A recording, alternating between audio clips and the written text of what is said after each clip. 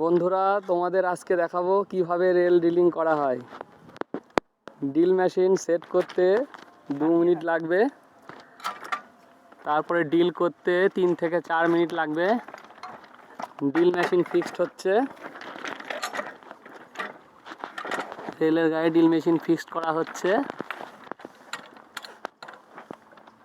রেলের হেডের উপরে এভাবে টাইট করা হবে। ড্রিল মেশিন সেটিং করা 2 মিনিট লাগবে। তারপর সেটিং করার পরে রেল ড্রিলিং শুরু হবে এবং জল দিতে হবে ড্রিলিং করার সময়।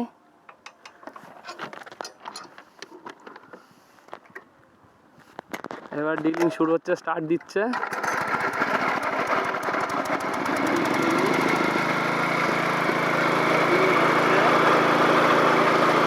দেখো বন্ধুরা, কীভাবে রেল ড্রিলিং হয়।